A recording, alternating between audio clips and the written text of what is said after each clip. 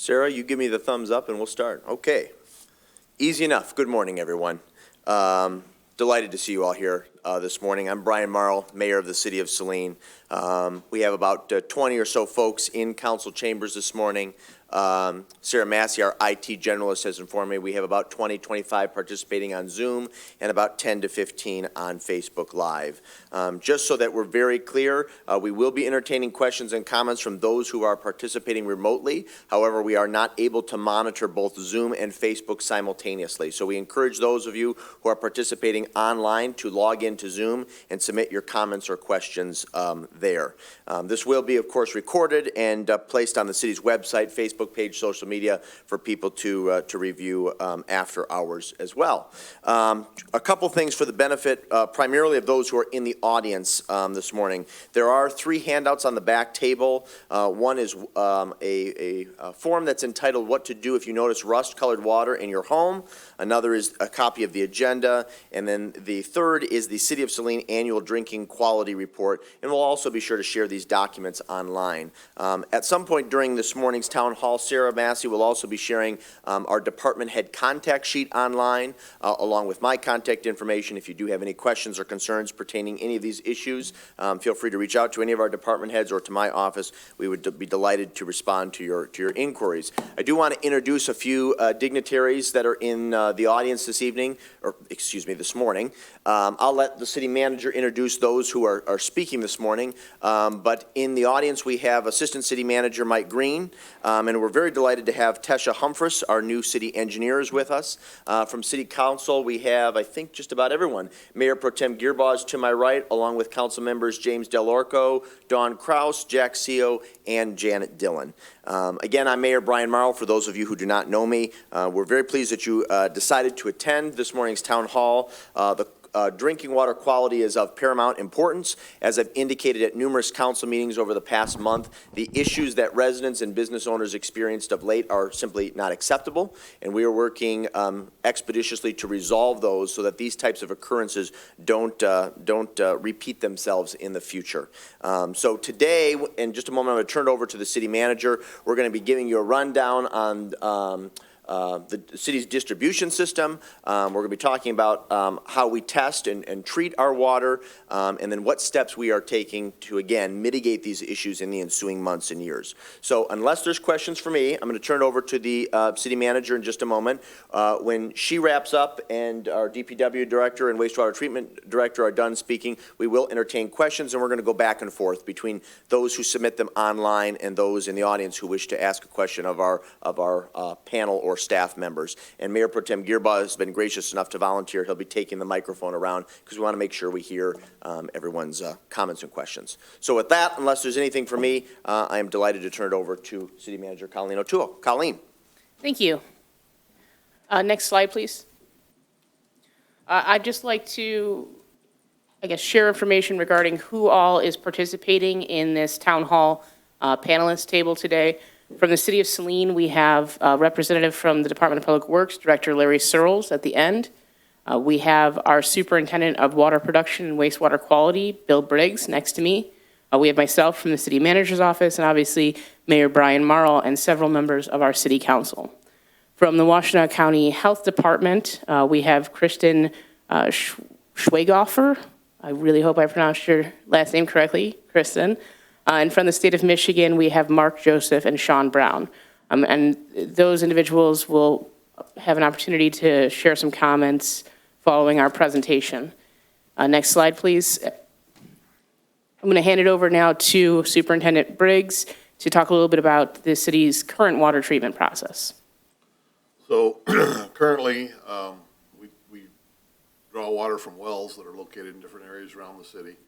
We have a couple different well fields. And that water is pumped directly to the water treatment plant. It initially goes through some iron filters. Some chemicals are added to help the iron precipitate out. It's filtered through those filters, and then it goes over to the RO units to be softened, basically. We take the hardness out, take the calcium and magnesium out. So because the RO waters actually can be rather aggressive with nothing in it, we actually blend a little bit of the water coming from the iron filters in with that. About 25% of the water is blended back in to reach between 100 and 150 for hardness. Without that, the hardness would be very low, and without the ROs, the hardness gets up around 350 or so in that neighborhood. So after it goes through the RO units, it goes into a storage tank and is held there and then pumped out to the city as it's needed with high service pumps. It's pumped through the distribution system and to the water towers. And the water towers are actually there for a couple of reasons. One is for fire suppression capacity, and the other is to help maintain water pressure in the system. So the water pressure is determined by the height of the water in the water tower. Bill, can I interrupt real quick? Would you mind pulling that microphone just a little bit closer? Yep, no problem. Thank you. We also add, before the water goes out to the city, we add fluoride and phosphates. The fluoride, of course, everybody knows what that's for.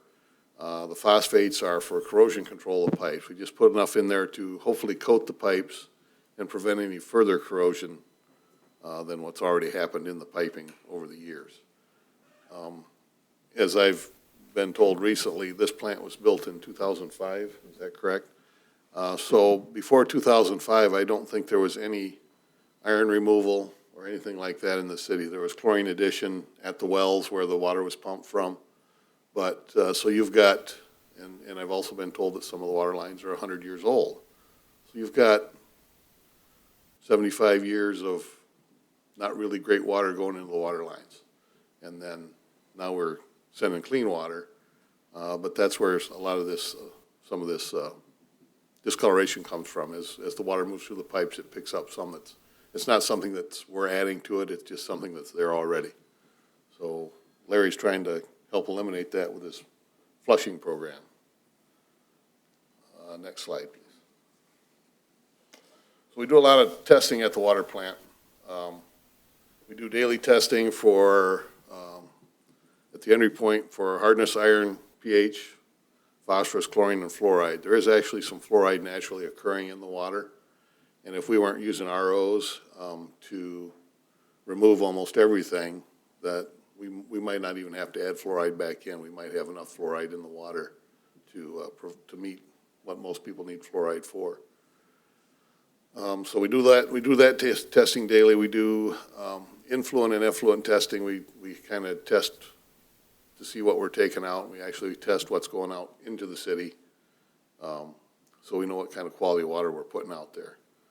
And then there's we also do testing monthly for bacteria and residual chlorine throughout the distribution system. We do about 12 samples each month, in various parts around town, to get a good idea of what's going on in the city as far as disinfection and chlorine residual. It's in excess of the state minimum requirements. We actually only need to do 10 samples. We do 12. And then the monthly distribution system tests, we do pH, alkalinity, sulfate, fluoride, and orthophosphates. These are what they call water quality parameters too. And that's something that we're supposed to do on a monthly basis. And we do, let me see, we do them every week. Technically, we only have to do water quality parameters every 2 weeks, but we do them every week just so that we don't have to remember which week we're in. And so we're a little bit overdone on that one. And of course, we have annual or semi-annual testing that's determined by a monitoring schedule from EGLE. And some of them are kind of random. Some of them are every 9 years, some every 3 years. But we do those according to that schedule also. One of the things we do annually is lead and copper. We have to do that between June and September, do that testing between June and September annually, and report that. And then, of course, almost all these are summarized on the drinking water quality report that comes out annually.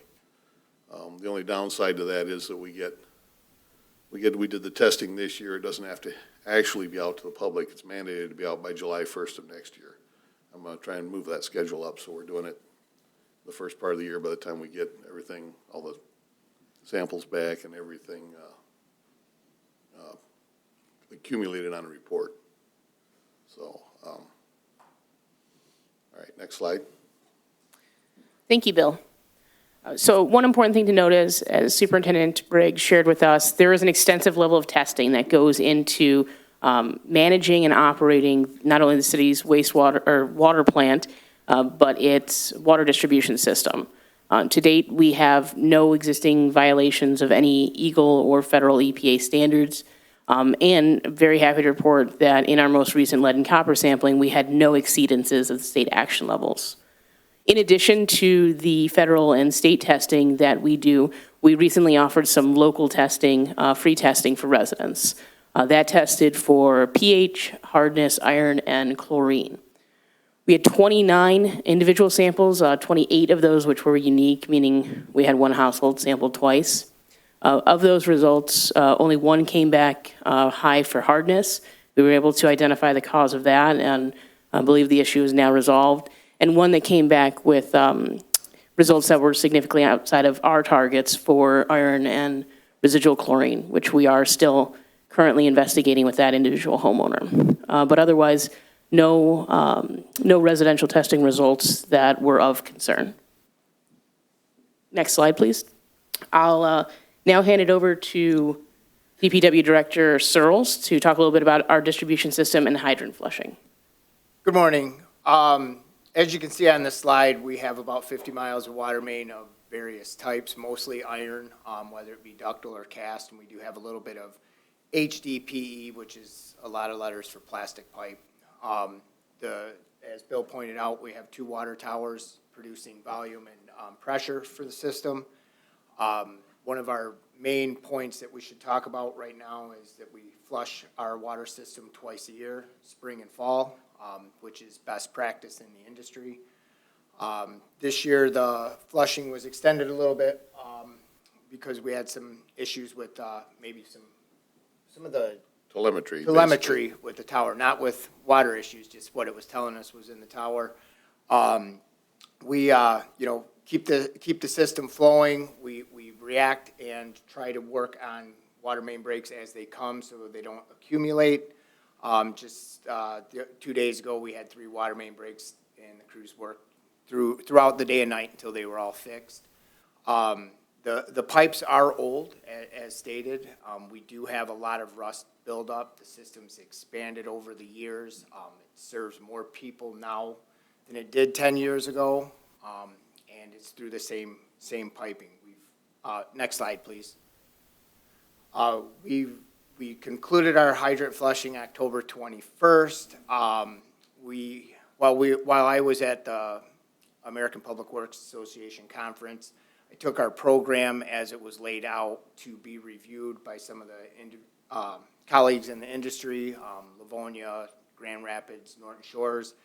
They agreed with what I thought I was giving. It was a good process based on where we supply our water from and how we were working from source out.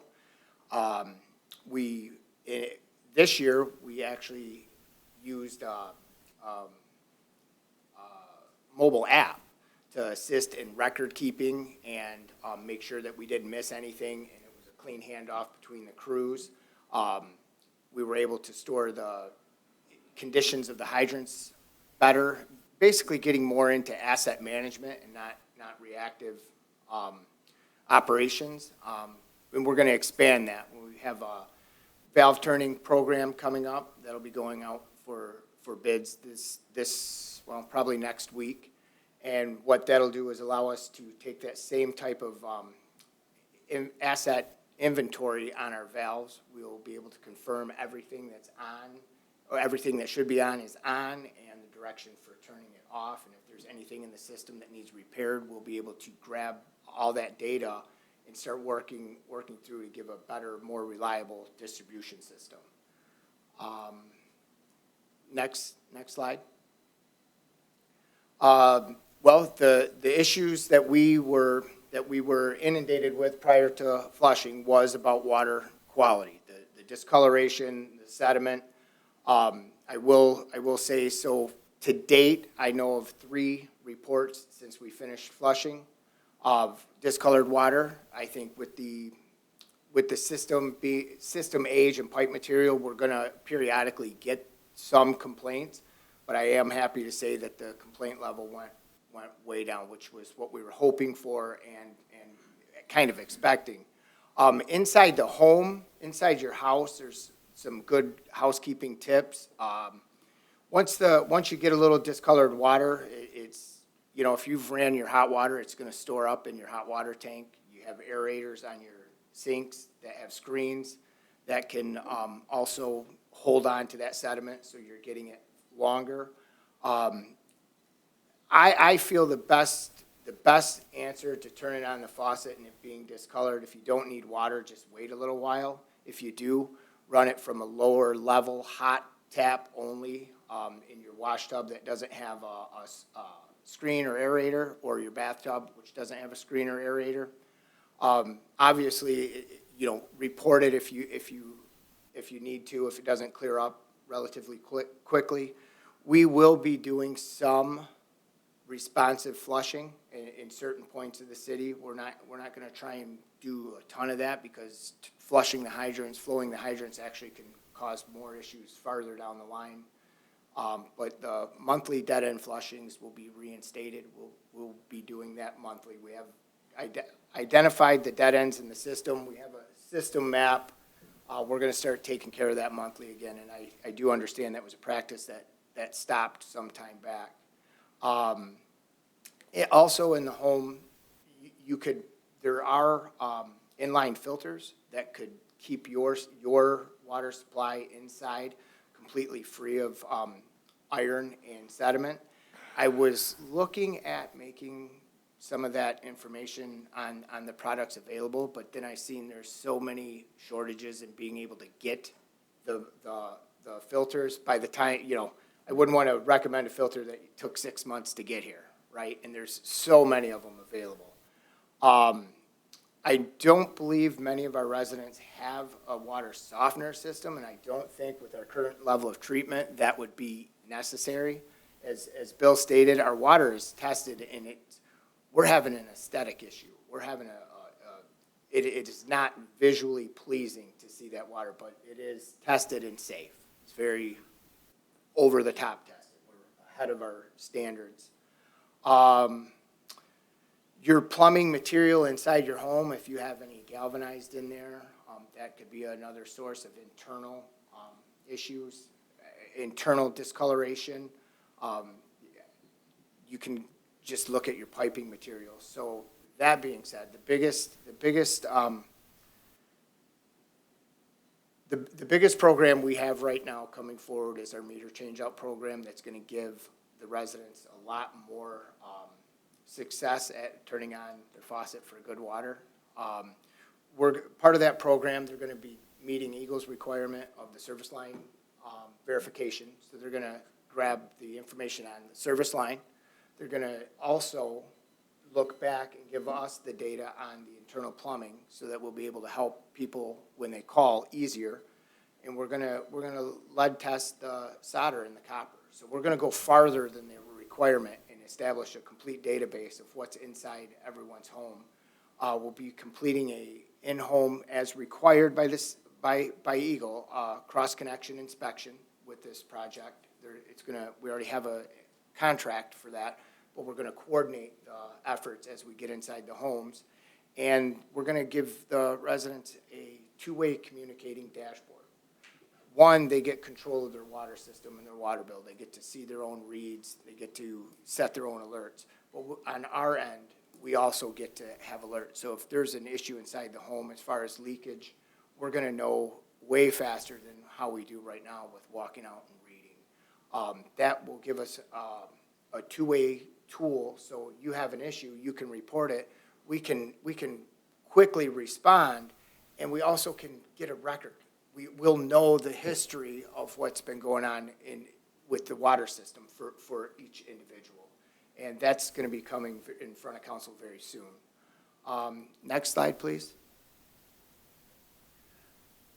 You want to talk about? Yeah, we'll hand it over to Bill to talk about capital improvements and maintenance at the water plant, and then back to Larry to discuss distribution systems, and if we need to circle in city engineer Fordyce, we can.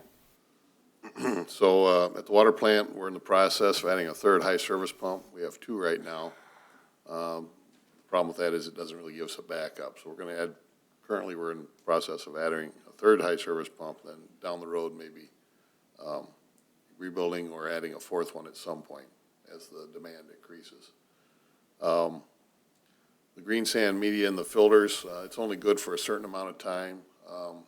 Usually after 18 or 20 years, you need to replace it. And since 2005, we're getting close to that benchmark. So we're going to actually sample the green sand in the filters and send it in and get it analyzed to see if it needs to be replaced, and then coordinate that probably with, if it does get to replaced, we coordinate it with repainting the exterior and possibly the interior of the filter tanks.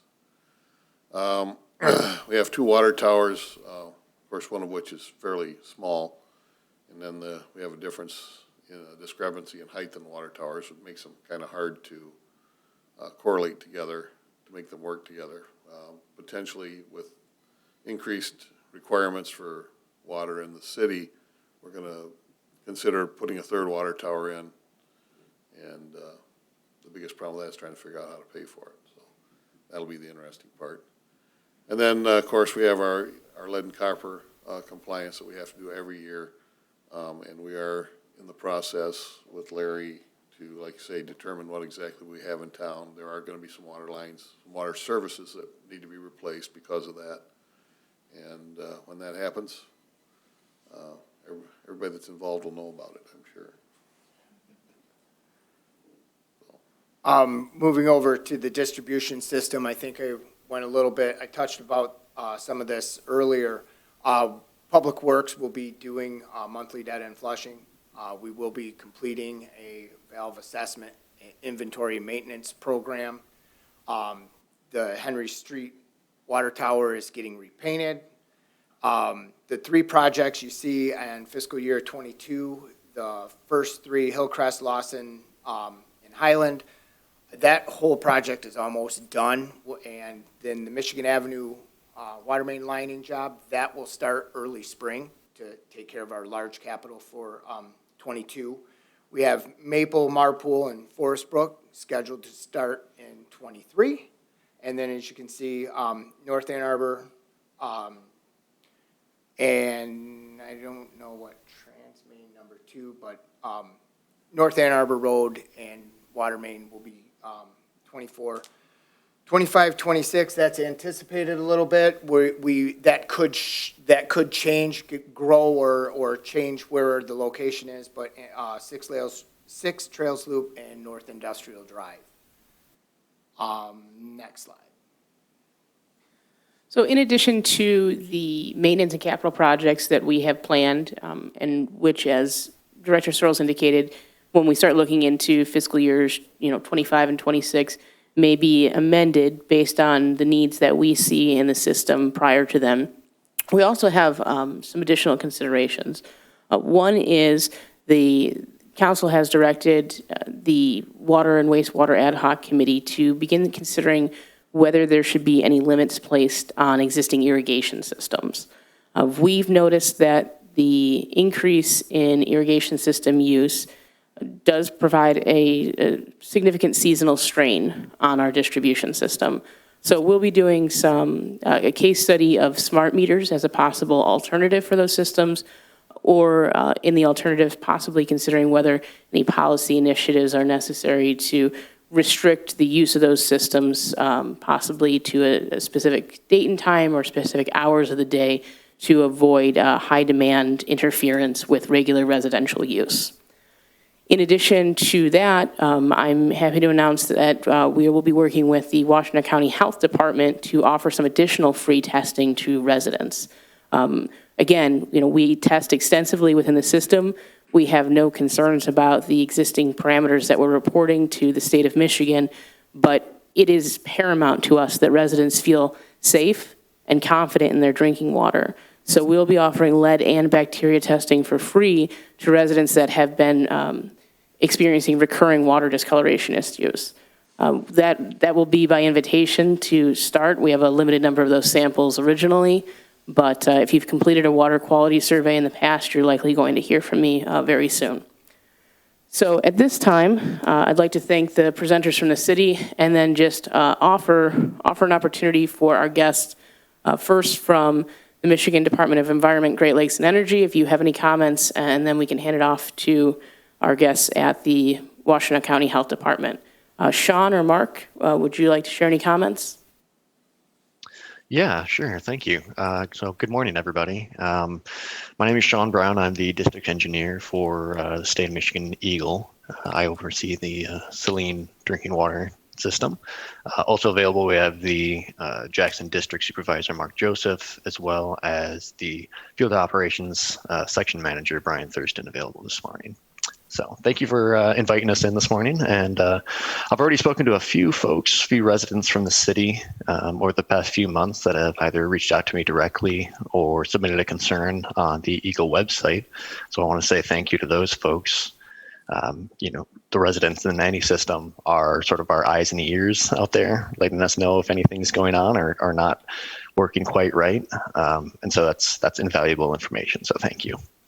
And so we at the state are a regulating agency, which means that we are either setting or enforcing all of the standards that any drinking water system has to meet, including all the sampling and things that have already been mentioned this morning.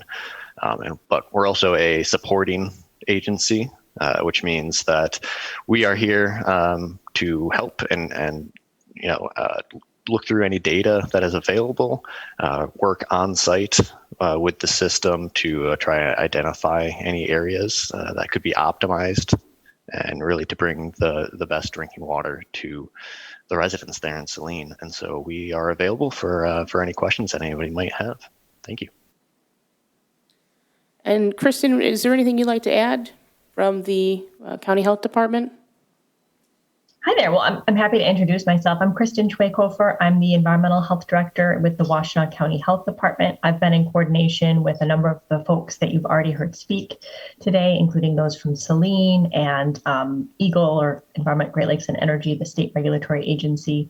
From a health department perspective, we are also a regulatory agency, primarily for individual drinking water wells. So we certainly overlap in drinking water space, but typically for those smaller systems, either individual homes or they're considered non-community water supplies. We also contract with a private lab to do water testing, so residents can check our website if they're interested in having their municipal water checked for items. Typically, it's not needed. As you've heard today, there's already extensive testing and programs in place to assure residents of their water quality. But there may be things inside the home, including older fixtures and faucets, that may contribute to poor water quality that a resident wants to pinpoint. And so we have some services available for that as well. Other than that, I think I'm here just to answer any questions, and that's all I have right now. Thanks. Thank you so much. Mayor Marl, I'll happily hand it over to you. We can launch into citizen questions. Great, and we appreciate our guests from Washtenaw County Public Health and EGLE for attending this morning. I did notice in the audience to my right is our State Senator Jeff Irwin. Senator Irwin, is there any comments that you'd like to share this morning? I'm just here to listen and get the information from the city and hear the residents. Very good. Thank you for being here. And I will state for the record, we've also been in contact with State Representative Donna Lazinski. Her office is aware of this town hall and of some ongoing issues, and she also remains a resource for us in the ensuing weeks and months. Before we open up for questions, City Manager O'Toole, you made reference to our wastewater treatment ad hoc committee. Actually, it's water quality and wastewater treatment ad hoc committee, which meets weekly. And I want the citizens to know that there is some additional oversight and support being given to those two vital services. Since you chair that group, can you talk a little bit more about your activities since the entity was conceived about 6 months ago? Absolutely. So the Water Wastewater Ad Hoc Committee is a small consortium, both of city staff, a representative from City Council, and residents of the city of Saline, in this case, who have a particular background in either utilities or risk management. That group meets weekly to discuss significant issues or concerns, both at the water plant and the wastewater treatment plant.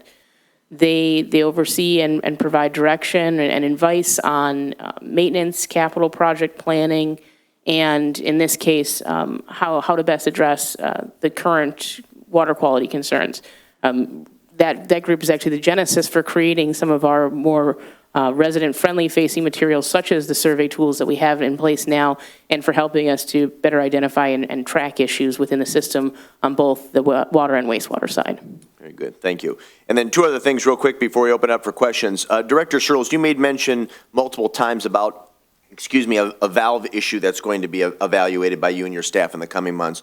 To those who are not in this, to residents who are not experts in water distribution, water quality, can you talk a little bit more about how this valve issue could potentially impact water quality, especially for individual homeowners? Yes, so the valves that are throughout the system, and I know the map is going to be presented online, that's how we control the water flow, whether we have to throttle it down for repairs or to control the flow when we're adding on to the system or building into it. But what could happen is the valve could be off or on and broken, and it basically spins. And you don't always have full understanding unless you're going repeatedly back and touching these valves. And valve turning is a best practice, meaning an annual exercise the valve up and down, just like the valves in your house. If you never use them, about the time you need it, it's going to break. These are just larger versions of that, and that's how we control the water. And by checking every valve in the city systematically, we're going to know everything is on and everything is working. Very good. And then the other thing I wanted to state is my office and the city manager will get with you to gather some more information about inline filters, but that is an issue that I'd like to do some additional messaging on, probably under the discussion portion of our agenda at one of our upcoming council meetings. So either yet in November or certainly sometime before the end of the calendar year. Okay. Just want to make sure make sure that residents are aware of that. Let's begin with questions. Again, Sarah Massey, our IT generalist, who's manning the tech booth, is monitoring comments and questions on Zoom. I will start with her. Sarah, if you'd like to read a question aloud and maybe indicate who submitted it, that would be great. And then we'll transition to Mr. Gearbaugh, and he will relinquish a microphone to those of you in the audience who wish to make a comment or raise a concern. So, Sarah, I will begin with you. Okay, can you all hear me? I think we can. Okay. This is from Jill Estrada. Are there any state or local programs to help homeowners replace galvanized piping? I'll defer to our district contact, Sean Brown, in a moment, but if it's exterior to the house, that will be the responsibility of the city. Sean, are you aware of anything interior to the house? I am not aware of anything that would, like you said, pertain to internal plumbing. If anyone is online that has any other different information, feel free to jump on. Like you said, if it's a galvanized pipe that has any history of previously being attached to any lead or is an unknown, that typically is going to be replaced by the city. But internally, not that I'm aware of. Hey everyone, this is Kristen. I'm happy to take a look at that question a little further. There may be some funding through a local Office of Community and Economic Development for home improvements that are necessary to, for health and safety of a home. Those are typically income-based requirements. So let me look into that a little bit further, and I can provide a more complete answer maybe to Colleen to share. Thanks. Very good. And if we could actually collect from the questioner her contact information, specifically an email, then we could follow up with information either from EGLE or from Washtenaw County Public Health. Thank you.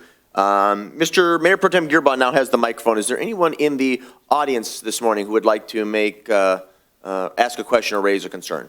Simply raise your hand and Mr. Gearbaugh will come to you. If not, we will defer to another comment or question online. Doesn't appear that we have any. Oh, yes, we do. Dean? Commissioner Young from the Planning Commission. Hi, my name is Adrienne Young. I live over in Torwood. I luckily have never had groundwater issues because we do have an inline filter. We've been changing them out every 4 weeks. I just pulled this one out this morning. It's getting darker and darker. I know there's been hydrant flushing. I'm an engineer. I work with the city a lot. I mean, I'm not pointing any fingers, but it's getting darker and darker every single time we pull them out. I have my last 2 filters here. If there's any way they can be tested. I'm not sure if we're dead end in that area, but I just wanted to let you know that it's black this morning. So, thank you. I believe that Torwood, the neighborhood has kind of had some of the impact from the ongoing construction projects. It's kind of where the direction of water flow is coming back in there. I'm not sure if your filter system has the recommended filtration numbers, and I don't know, usually it's a gallons in a time. But if there, I would like to know, and if we could have some dialogue, if they lessen the discoloration for the next couple of months and see maybe the effectiveness live of what we flushed. And perhaps you could even get with Ms. Young after this morning's meeting and talk a little bit further.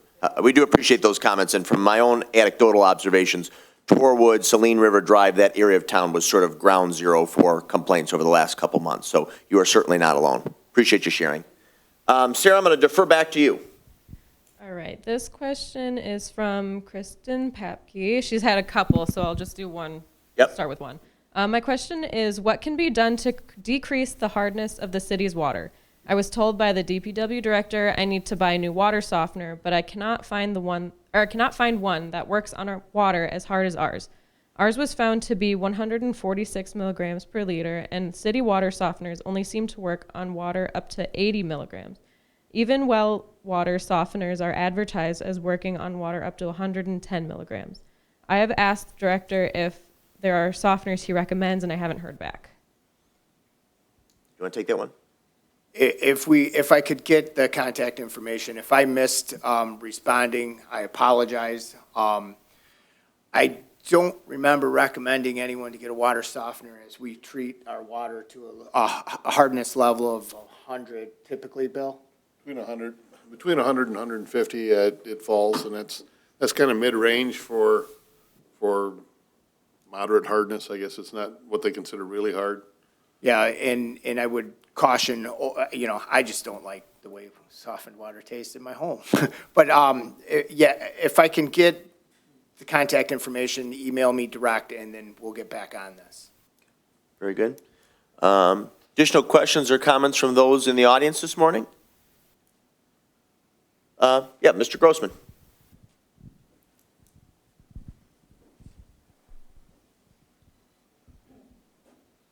Yeah, I'd like to just kind of, I worked for the city from 1981 till 2016, and flushing was a large part of and the water system in general. But I'm also somewhat of a history buff for local history.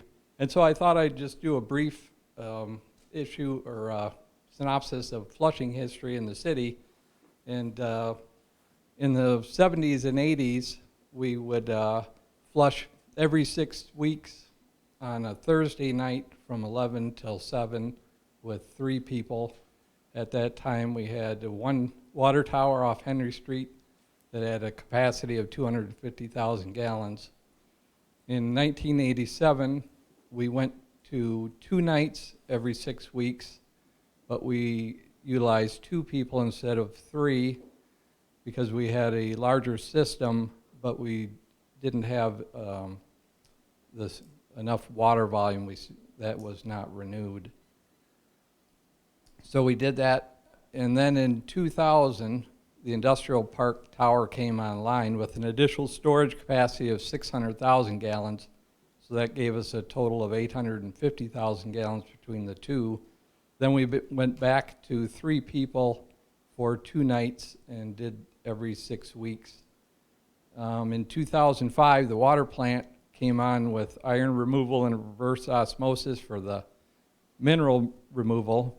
When that came online, we still had the same storage capacity in the tower, but we lost the fast water recovery due to the filtering process. So in the fall of 2005, we began unidirectional daytime flushing, which on average uses 40% less water because directional flushing utilizes valve control, so you get higher velocities and more scrubbing velocity out of the less water. But so through all those years, I was always involved in that, and I took an interest in observing how things interacted. And with the reverse osmosis, the water became more aggressive, and so we did have problems when it first came online in 2005, and we had serious water issues. It was cleaning out the lines. There was some copper staining in houses, and once that was balanced, as Larry had pointed out, the lines keep being cleaned out, the older lines. But I would notice things like new subdivisions, we'd run water in the hydrants, and I might run it a day or so later, and that clear water in the hydrant itself was very rusty, though the water coming out of the mains was clear. So my understanding, and this is a question for EGLE, is the RO water, when it sits, it will pull CO2 out of the air and cause the water to become more aggressive. And I'm thinking that's what's happening in the individual hydrants, that the pH of 7 might be dropping down to as low as 5. And I think that's very corrosive inside the hydrant, and I wondered if they thought that was a logical conclusion. The other thing I noticed is there was a lot of air in the lines. So I made a Lexan tube, and I would put that on the small nozzle of the hydrant and run the large nozzle and make sure the air out of the top of the hydrant was out. And there is definitely a lot of air in the city's water system. I'm not sure exactly where that comes from. I believe it's just part of the plant process. But I think that air is possibly also lending CO2 to the water system and possibly making the water more aggressive in certain parts of the system. And I was wondering, CO2 doesn't come out under pressure as easily, and I was wondering if that was also something the EGLE could comment on. If the air that's floating in the top of the water mains can contribute CO2 and lower the pH of the water in the system. Let's stop, if I may, Eric. We'll let you continue, but let's stop right there and allow our guests from EGLE to respond to that inquiry, because I think it's an excellent point. Gentlemen, were you able to hear Mr. Grossman's comments? Yes, I was. Okay. So I can say the point to the RO water being more aggressive, typically it is water being the universal solvent. If nothing is in the water, which is kind of what RO filtration does, it takes almost everything out of it. If there's nothing in there, the water actually wants to have minerals and things in it, so it'll take it from wherever it can get it. And to what Bill mentioned earlier, the operating procedure for the plant, as I know it, is that they take some of the water that's been through the iron filters, but not through the RO filters, and mix that in with what's coming through the RO filters. That increases the hardness a little bit, increases the mineral count in the water, and makes it a little bit less aggressive. So that tends to offset that a little bit. As for what's happening to the water while sitting in the hydrants themselves, I haven't really seen any data, so I can't speak to that. But the system is taking some pH samples fairly routinely, as they mentioned, throughout the system, and nothing has really looked too off on that. Maybe someone else might have a different take on that, Mark or Brian?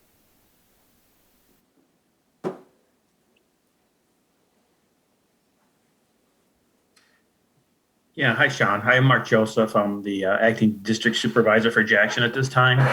And I've looked at one of the recent monthly operating reports that the city provides to EGLE as part of their regulatory compliance program.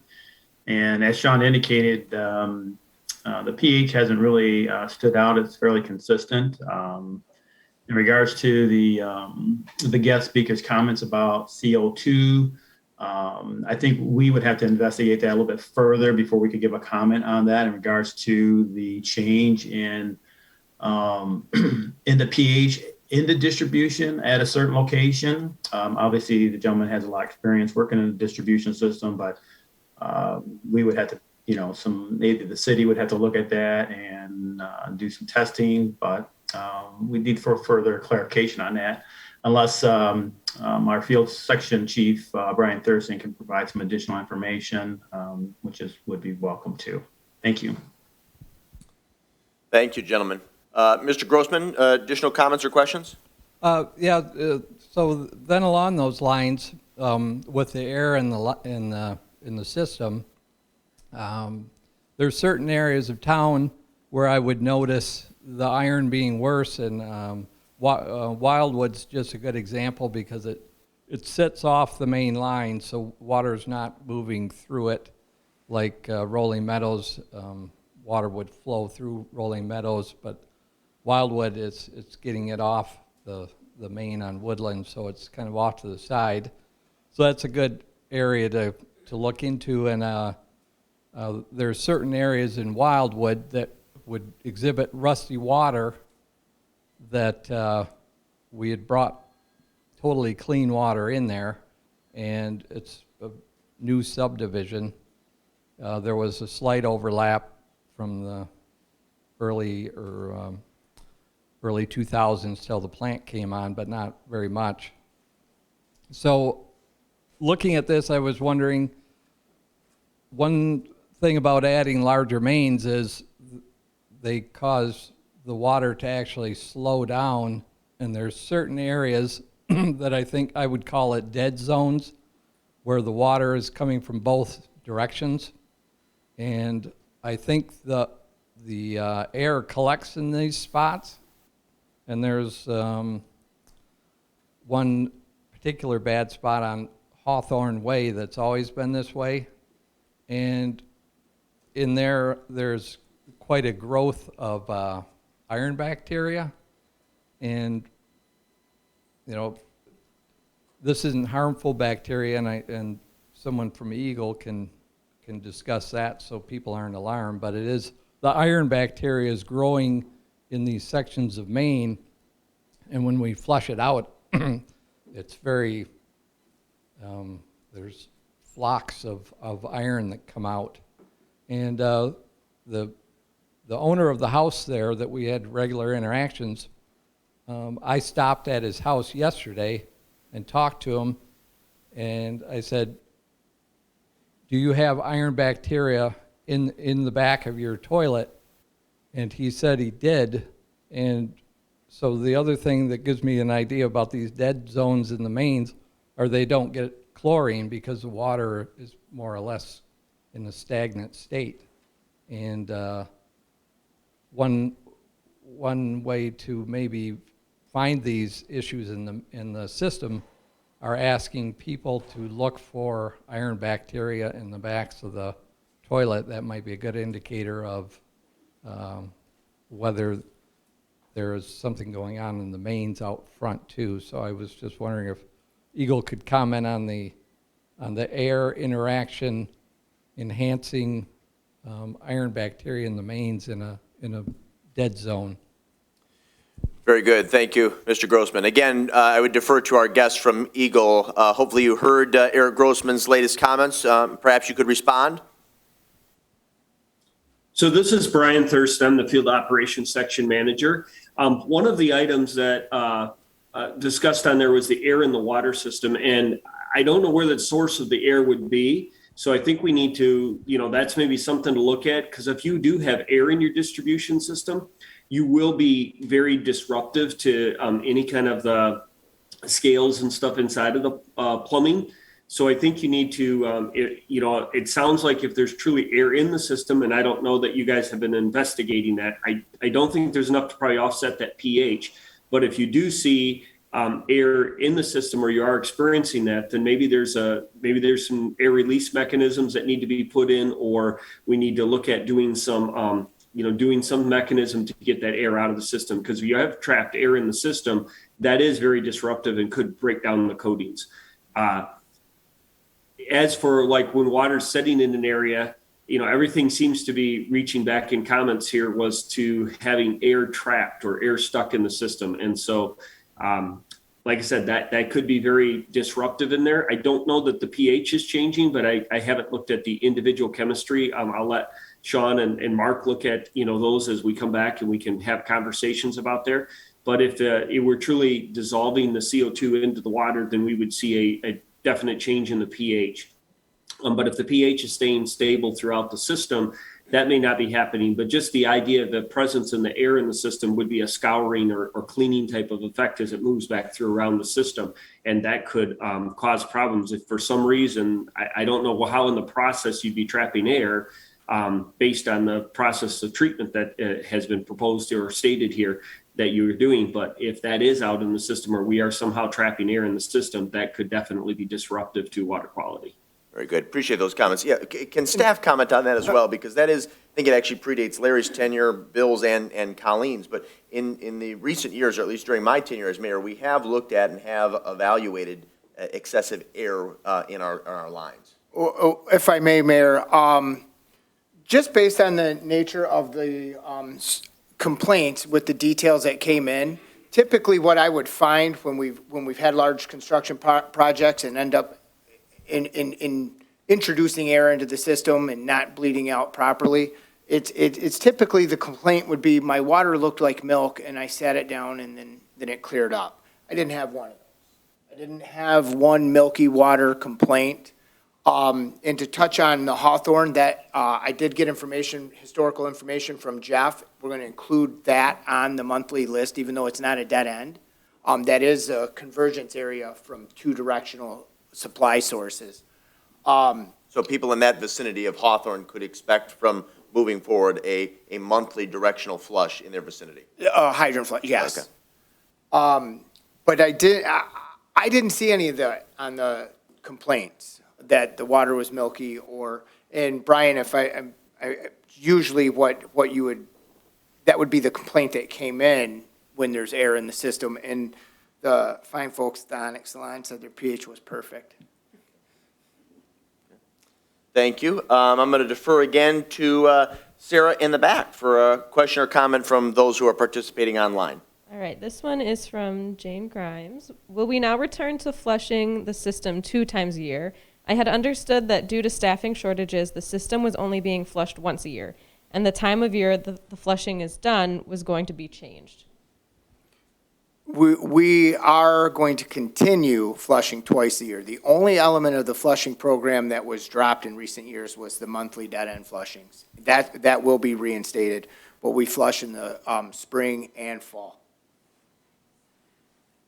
Very good. Are there additional questions from those in the audience this morning? Mr. Gearbaugh? Thank you. My name is Kristen Mitchell. I'm a former council member. For people who are here who may not know, and for people participating via Zoom, this council had federal money, and last week decided to put $400,000 towards the rec center. There is more money coming over another budget year, and my question is, requesting council and the leadership to look at those priorities in light of this information. I'd like to prioritize more infrastructure, more infrastructure spending. Thank you. I'd be happy to address that question. Certainly. Thank you very much for the segue to inviting residents to participate in our upcoming strategic planning sessions. We will be launching those a little bit earlier this year with the intent of making sure that we have our strategic goals identified before we set our fiscal year 23 budget. Subsequent to those meetings, which I believe the first one will be November 18th, and then a public one on the 22nd. Is that the Monday or Tuesday? Yep, Monday. So that information will be shared online shortly, and we'll make sure that Sarah Massey shares it with individuals who participate in this meeting. But subsequent to that, we are planning to have a work session, now the second meeting in December, where we will discuss, based on the strategic goals identified through that process, how best to allocate remaining funds within our ARP, as well as some fund balance reserves that we have, and potentially repurposing some dollars from existing reserve funds that we believe it would be, safe to spend down a little bit. Yeah, I would further add that if you take a look at our recent budgets, if you look at our capital improvement plan, if you look at our audits, you'll see that infrastructure, not just water and sewer, but sidewalks, bridges, road maintenance, those are key priorities for us. They have been for the past years, and they will be key priorities in the years and months ahead. So thank you for that. Again, deferring to our PR generalist, Ms. Massey, do we have additional comments or questions from those participating online? Yes, this question is from David Jenkins. His question is, if water quality is affected by construction, what will the city do to ensure that future construction will not continue to result in unacceptable water quality? You want to take that, Colleen? We've recently, and I hope that the individuals at Pulte Homes will be willing to work with us on that, but have explored the opportunity of bringing in a third-party construction engineering service to directly monitor operations affiliated with large construction projects. Also, for our part, our staff does take an active role in ensuring that any of the standards that the city has are met by those construction projects. We admittedly do not have a sufficient number of staff to sit and monitor construction activity on a daily basis. So that's why I do think it is important that we can build partnerships with developers in our community to allow us to have that third-party service who can work on the behalf of the city. I think that was an excellent answer. One omission, though. We recently adopted a responsible contracting ordinance. Do you want a message on that? Because I think that will negate having to deal with unscrupulous vendors in the future. Absolutely. Thank you for reminding me. The council did recently adopt a responsible contractor policy. And as part of that policy, there's an expectation on the part of any contractor the city hires moving forward that they meet certain standards of excellence. That includes a higher degree of training for their employees, improved wages, equitable hiring standards, meeting OSHA compliance standards, and ensuring that they have journeyman level individuals on staff performing skilled work. The idea behind it being when you have skilled individuals performing the work, you get a better quality product at the end of the day. Very good. Excellent. Additional comments or questions from those in the audience? Then again, I'm going to defer to Ms. Massey. Okay, this one is from Brian Lambert. If any, what are the additional costs to the city/homeowner for increased hydrant and dead-end flushing? That would be for you, Larry. I'll just tell you right now, I did not calculate our water loss yet. Not that it's an excuse, I haven't been here that long, but we're updating our risk and resiliency assessment, and we have the other one. We have a couple of water master plan type programs that are mandated by EGLE that are being updated. Risk and resiliency, and I, for the life of me, couldn't think of the other one right now. But in that report, we'll have an accurate assessment of our water loss. And the water loss through hydrant flushing is just kind of part of the price of owning the system and operating it safely. I think the subtext of the gentleman's question, though, is as it relates to biannual directional flushing, monthly flushing of dead ends, and potential additional work with our valves. We don't anticipate any additional costs to homeowners or businesses. Just the, Mayor, that's the flushing and the water that we use to flush is part of the good housekeeping for the main. So it is included in your rate. I don't think we're going to have a noticeable dent by doing monthly dead end flushings. Fair enough. Don't believe there's anything in the audience. So, Mr. Gearbaugh, Ms. Massey? We do have one more question. Why is lead testing so infrequent? Can this be done monthly? Bill, you want to start off? The lead and copper testing that we do is we do it under the schedule mandated by the state, by EGLE. The testing we have to do at least 20 samples in the city on homes that are assumed to have or known to have lead services. Individual homes are less likely to be affected by lead if they're newer, number one. Usually the lead in the systems are for older homes that have been in the city for a long time and haven't had anything done to their service lines. As far as why we don't do it any more frequently, I guess it's a bad way to say it, but because we don't have to.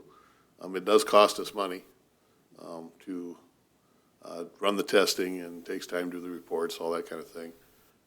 Right now, we have good residents that are willing to actually take the samples for us, so we don't have to go out and do that ourselves.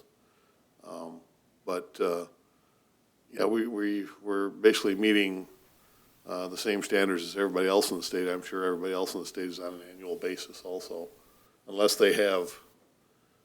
I think it can change if we would have some action limit exceedances, then we might have to test more frequently. But at this point, we're well below any action limit requirements. Colleen? One thing I'd just like to add as well is the state of Michigan has some of the strictest and highest quality standards regarding lead and copper anywhere in the country.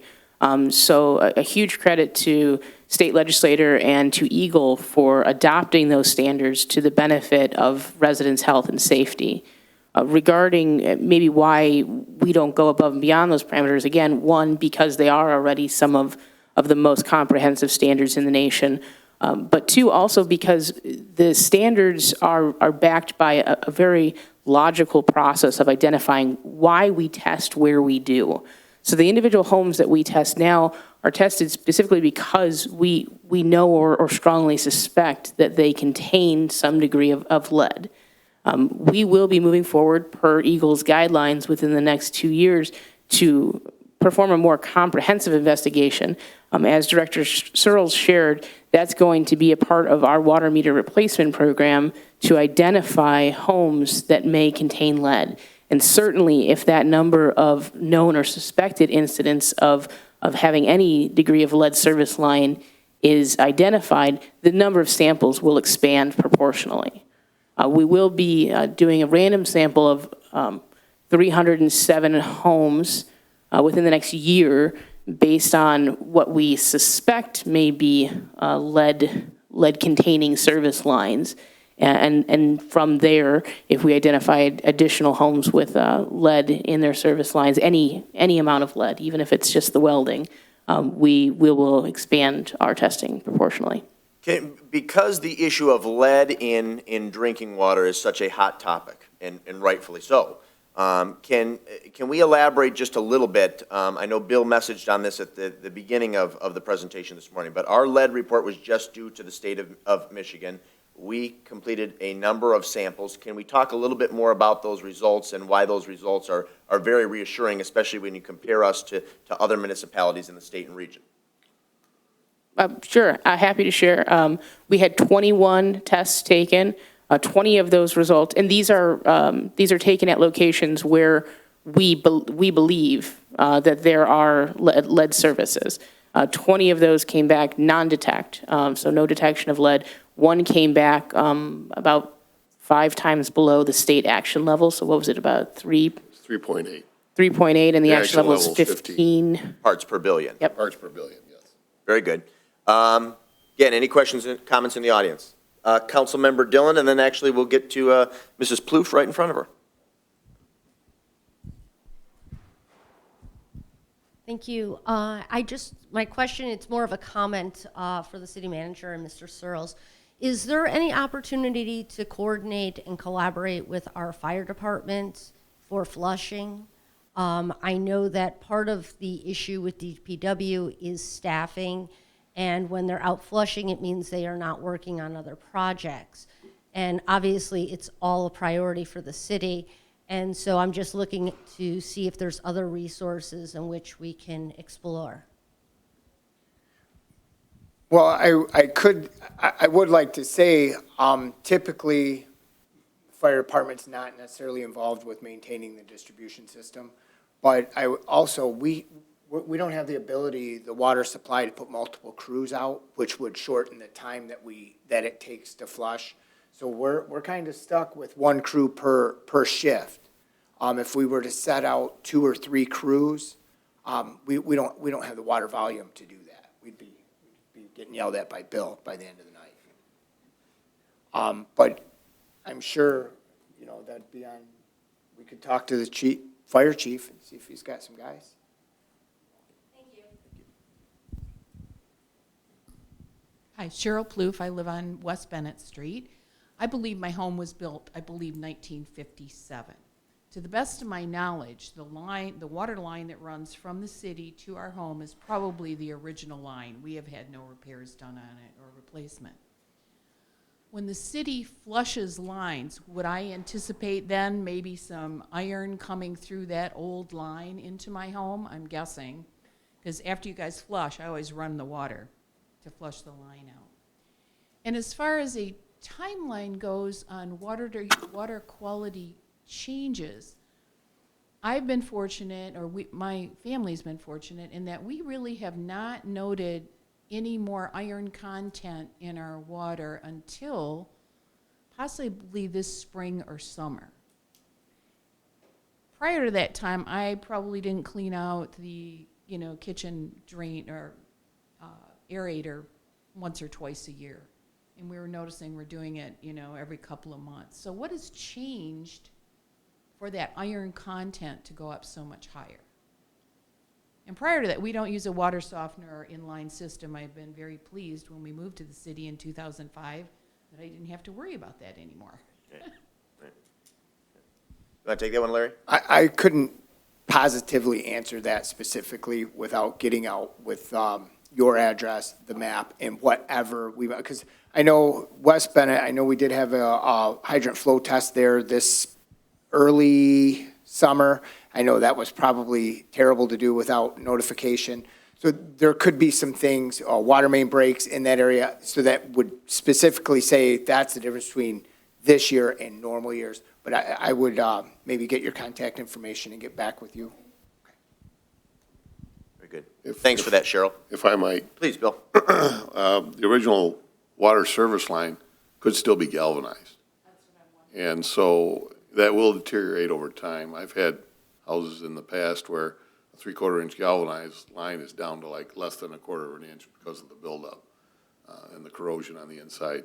That's one of the reasons we add phosphates to our water, is to try and coat the lines and prevent that corrosion from occurring in the mains and in the services.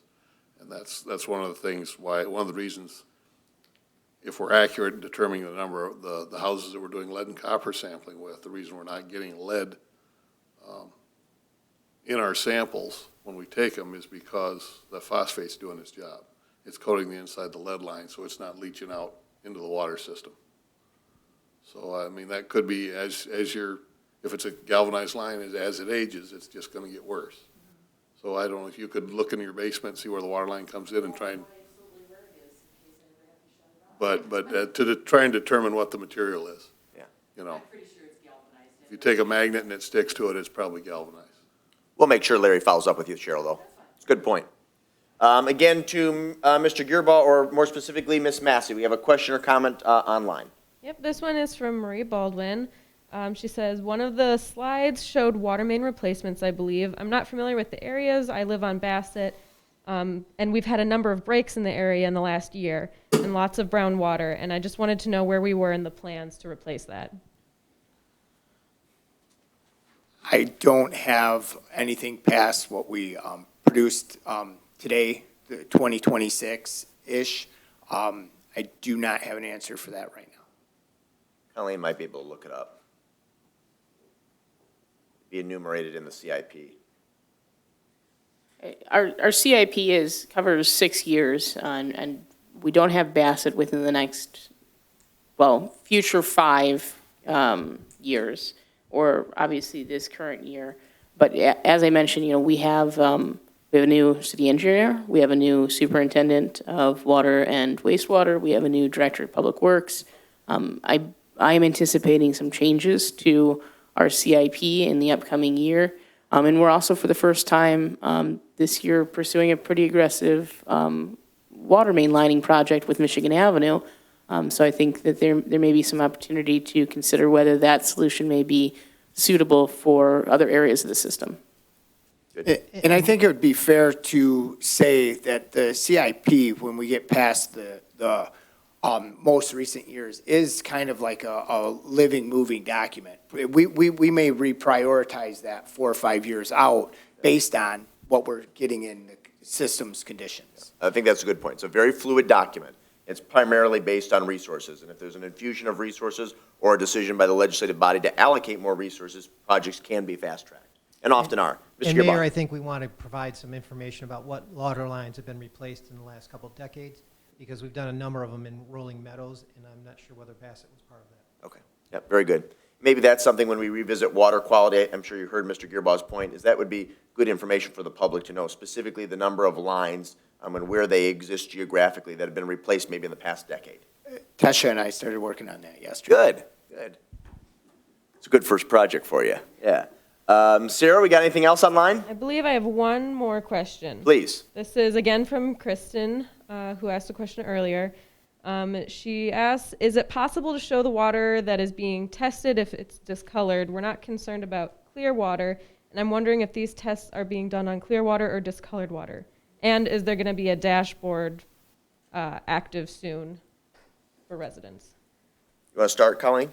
I guess I'd have to follow up with Ms. Papka regarding what she would anticipate seeing on a dashboard. But regarding the test results that we've received so far from residents, of the 28 we've received, 6 were described as having a slight or moderate rust color.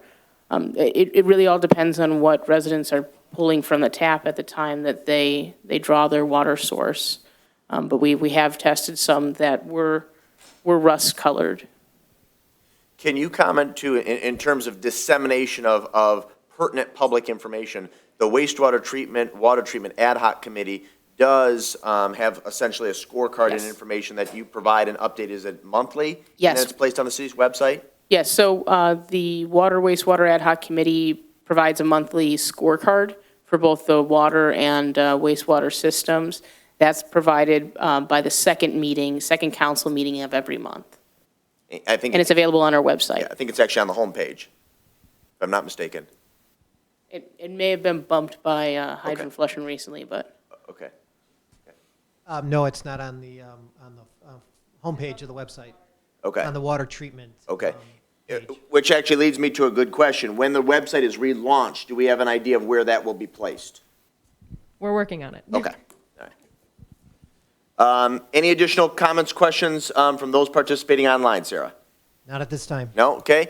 Any additional comments, questions from those participating in the audience this morning? There appear to be none. Are there any final comments from our DPW director, wastewater treatment superintendent, or city manager? No. I don't have anything. Okay. Well, again, I want to thank all of those who attended in person, those who participated remotely on Facebook and Zoom. Again, this session was recorded and will be disseminated online and on our social media platforms for people to review in the coming days and weeks. Again, the supplemental material, the agenda, the water quality drinking report 2020, and this fact sheet about what to do when you experience rust or hard or water with sediment in it in your home will be placed online. I think we were also going to put the department head contact sheet online along with my contact information. So if anyone has any questions or concerns pertaining to any of these issues, you are welcome to reach out. And with that, unless there's anything further, I will declare this town hall adjourned. Thank you very much. We appreciate your attendance this morning.